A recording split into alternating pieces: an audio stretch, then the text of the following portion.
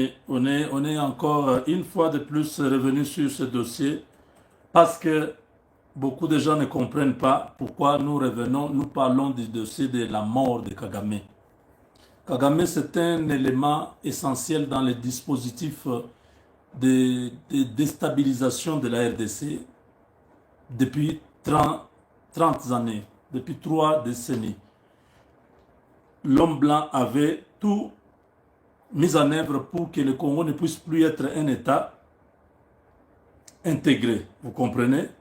Que la RDC soit démembrée, que le Congo puisse être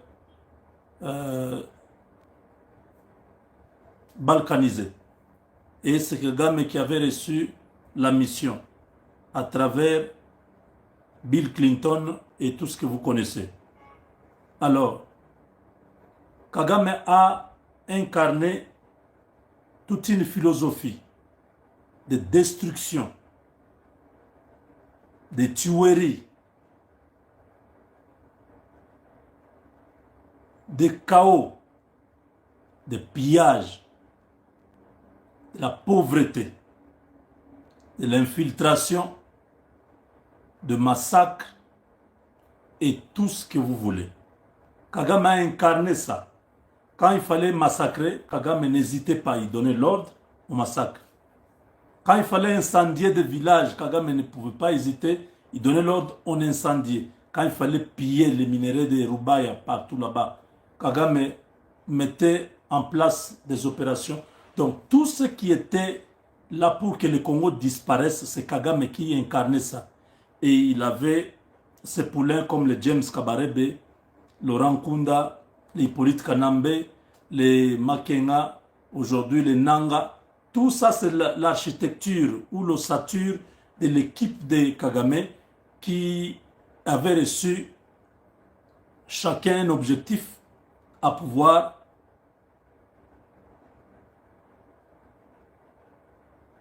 déstabiliser le Congo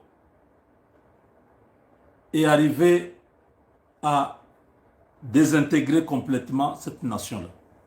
Aujourd'hui, sa disparition entraîne ipso facto. Sa disparition entraîne automatiquement, concomitamment, brutalement et soudainement, directement et indirectement, la disparition de ces réseaux ou de ces systèmes qu'on appelle le système du chaos. Mobutu est parti, le chaos, le déluge promis, s'était réalisé. Il nous a fallu 3 décennies de souffrance. Les gens ont prié. Je connais des gens qui prient, qui continuent à prier pour que cette histoire s'arrête. Il y a des gens qui se sont battus dans les partis politiques. Il y a des gens qui se sont battus sur le plan diplomatique. Ça n'a pas marché. Regardez, quand le temps de Dieu est arrivé, tout avance comme sur des roulettes. Rien ne marche dans cette équipe-là. Hippolyte Kanambe aujourd'hui est prêt à accepter les dialogues. Les Nanga ne parlent plus, ne rougissent plus.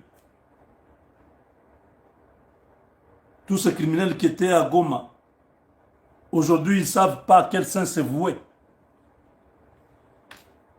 La disparition de Kagame aujourd'hui, c'est tout un nouveau, une nouvelle ère dans les Grands Lacs. C'est une géopolitique nouvelle qui va s'installer.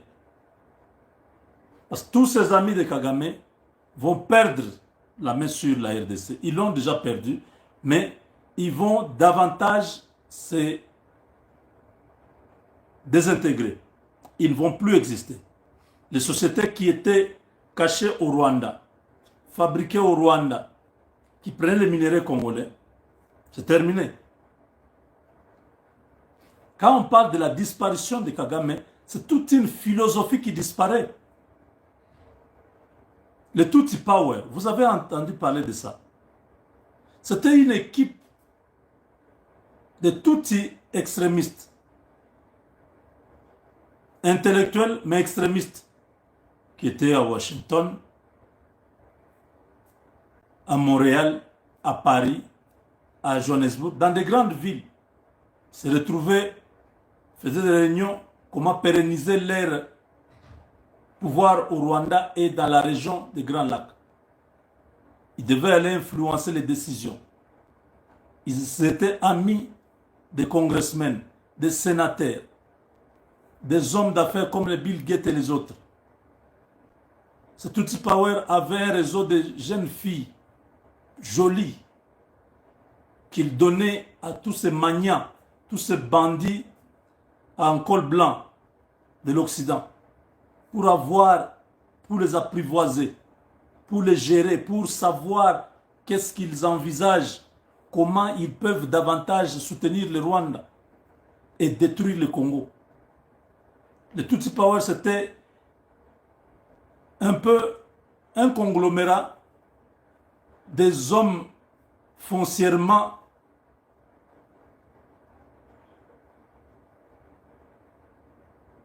déterminés à en finir avec la RDC, même si Kagame partait, qu'un autre puisse prendre.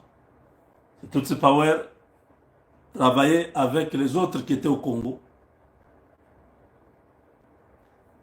La disparition de Kagame, ça entraînera la disparition de ce Tutsi Power. Parce que Kagame a incarné leur leadership. Il se cachait, personne ne le connaît.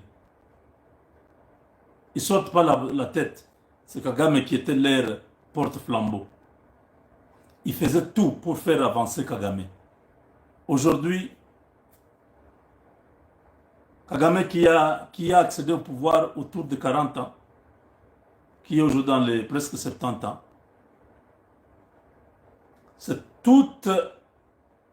c'est la fin de toute une hégémonie,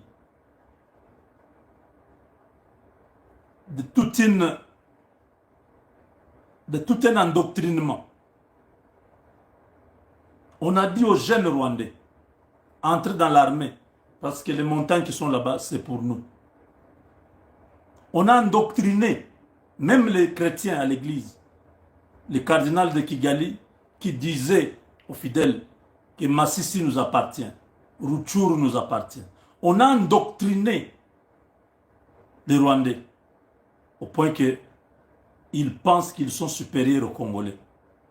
Et que les Congolais ne méritent pas la vie. Ils méritent qu'on puisse les tuer comme des cancrelats, comme des insectes. On a réussi à endoctriner tous ces gens. Aujourd'hui, ils ne comprennent pas comment les choses sont en train de prendre une autre tournée. Ils ne comprennent rien. Qu'est-ce qui s'est passé? Félix avec qui? Comment ces gens communiquent? Qui les soutient? Comment nous n'avons pas pu prendre Donald Trump dans notre camp? Comment il est avec la RDC? Pourquoi tout ce que nous essayons ne réussit pas? Messieurs, dames,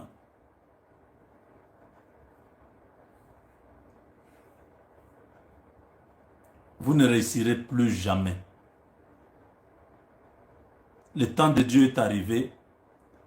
C'est terminé avec vous. Et nous allons découvrir beaucoup à la fin, quand Paul Kagame, quand on va annoncer sa mort, après les signatures de l'accord. C'est jusqu'au 4, la date de leurs histoires qui sont au Rwanda. Vous le savez, non? Nous avons dit qu'il y aura une semaine, pas de travail au Rwanda. Et c'est pendant cette semaine-là où on va nous annoncer. Jusqu'au 4, nous voulons savoir s'il est en vie ou pas. Pour l'instant, il est mort. Il meurt avec tous les systèmes qu'il avait mis en place. On va remplacer un système par un autre système. Oui, on ne modifie pas le système. Le système qui était là, il n'y a pas moyen de les réparer. On dégage tout le monde. Un nouveau système s'installe, c'est-à-dire un nouveau pouvoir politique s'installe à Kigali. C'est ça l'objectif, mes frères. Ne rêvez pas. Il n'y aura pas autre chose. C'est un changement de régime. Vous avez suivi pour l'Iran, non? Ils sont en train de discuter, est-ce qu'il faut changer le régime? Est-ce qu'il faut être toujours avec le régime de l'ayatollah? Tout le Moyen-Orient, les avions sont annulés. Parce que l'Iran a sorti ses biceps. Quand il a attaqué le Qatar a crié, hé Amérique, pardon, Botianassé. Nous on fait beaucoup d'argent, hein? Mais si on doit annuler tous les vols. J'étais sur un vol venant de Hong Kong, je passais par Doha. Hein? On dit, vous ne bougez pas. C'est aujourd'hui que nous sommes partis. On a passé nuit là. On nous a amenés à l'hôtel. On dit, il n'y a pas moyen de bouger, le ciel est rouge. Vous risquez de monter comme ça. On envoie un truc, vous rencontrez. Salut! Comment vous allez? Ah! Boum! Ah, les missiles là. Vous voyez seulement quand ça tombe sur les autres. Hein. Vous voyez un truc là en train de venir. Vous êtes dans l'avion. Vous êtes à la fenêtre là en train de voir comment les trucs là en train de venir. Jésus! Ah! Laisse. Je dis, mais qui m'avait même envoyé encore en Asie ici? Maintenant, la route pour aller aux États-Unis est fermée. C'est quoi cette histoire? Tous les vols annulés. J'ai dû faire des acrobaties pour payer plus, éviter l'espace Europe-Asie là, pour faire l'Afrique et puis remonter. Aïe! Vous entendez la guerre? Hein? On atterrit à l'aéroport, vous sentez la peur, tout le monde. Oui, mais qu'est-ce qu'il y a? Oh yeah. Un gars me dit, d'ailleurs, apparemment, on va nous évacuer, nous Américains. Je dis, ah, arrêtez votre histoire, là. Nous évacuer comment? Je dis, oui, on peut envoyer un avion militaire, c'est parce que la base militaire a évacué. Donc là, si jusque demain, les choses ne se sont pas calmées, on viendra nous chercher par avion militaire ici. Pour nous déplacer d'abord peut-être vers l'Égypte, là où il y a des bases américaines. Et de là, on peut rentrer. Je dis, pardon. Donc vous voyez, Israël cherche des problèmes, cherche que l'Amérique entre. Maintenant là, l'Iran se dit, ok, comme vous n'entendez pas, on va saluer tous les petits pays qui sont à côté ici. Bahreïn, Koweït, Qatar, les Émirats arabes unis, l'Arabie saoudite, les Oman. Ouais. On va saluer tous ces gens-là. Vous allez voir. Ceux qui font la pression sur l'Amérique, ce sont les petits pays-là, les monarchies du Golfe, là, qui ont beaucoup d'argent. Trump était là dernièrement. Donc, vous comprenez, au Rwanda, c'est le changement de régime. La famille de Kagame là ment. Que ce soit ceux qui sont venus de Burundi ou de l'Ouganda. Personne ne va être là. Nous signons les accords avec les Américains. Tshisekedi au pouvoir. Vous allez continuer là-bas, vous, James Kabarebe. Jamais. On ne permettra pas. On va vous aider. Sachez-le, je vous le dis à haute voix. Il n'y aura pas ni les uns ni les autres. Vous allez tous partir. Nous avons besoin d'un nouveau leadership dans le pays pour faire avancer toute la région. Vous étiez avec Kagame pendant les 30 années. Il n'y a rien. Donc vous allez pérenniser son idéologie. Ce qui ne va pas marcher. Ils ont menti, ils ont publié la photo que j'ai mis là.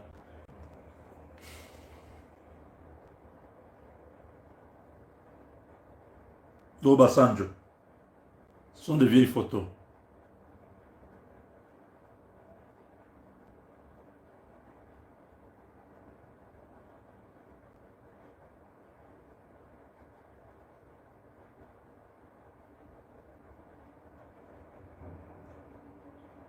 Même en Ouganda, cet alcoolique ne va jamais remplacer Museveni. Un drogué alcoolique qui croit qu'on va lui laisser le Rwanda pour qu'il mette l'Ouganda pour qu'il mette encore le chaos, que ce soit en Ouganda, dès que le vieux là disparaît. Le vieux là, lui aussi, il n'y a pas beaucoup de temps, il va partir. Dès qu'il disparaît, le petit là, Moïse va fuir l'Ouganda. Retenez ce que je vous dis là. Il est venu faire ce qu'il a fait là à Kinshasa, le président le reçoit, tout ça. Il part, il arrive chez lui, il prend les chivas et toutes ces boissons trop alcoolisées là. Il commence à menacer les Wazalendo. Il dit qu'il faut tuer les Wazalendo, il faut... Je dis, mais c'est monsieur, quel est vraiment... Bon, voilà, mes chers amis, l'effondrement physique que nous appelons la mort de Kagame entraînera ipso facto la mort du système Kagame et tous les réseaux.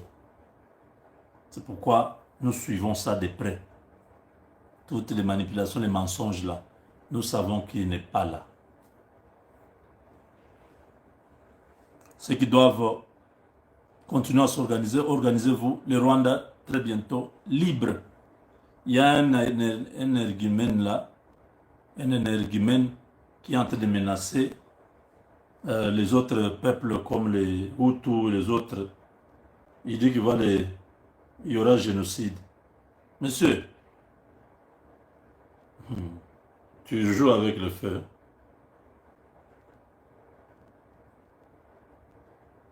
Tu joues avec le feu. Et tout ce que vous avez fait 30 ans au pouvoir, vous perdez le pouvoir et vous menacez les gens. Parce que ces gens-là vont accepter encore que vous puissiez les menacer. C'est là que vous allez bien comprendre. C'est cet individu-ci.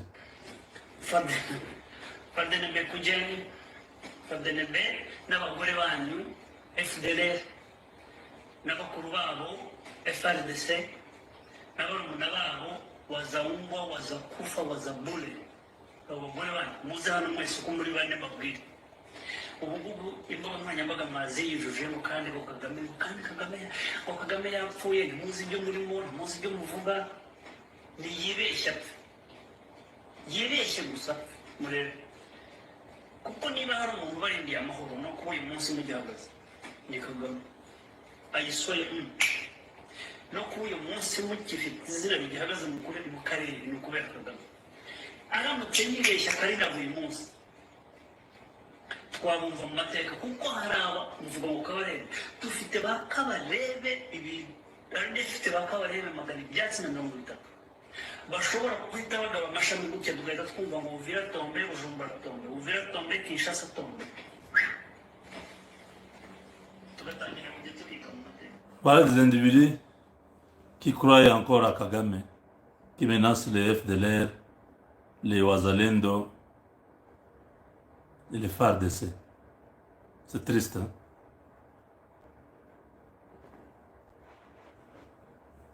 Bon, les gens sont libres de dire ce qu'ils veulent. Mais c'est ce qu'on verra. Avec Dieu, nous vaincrons.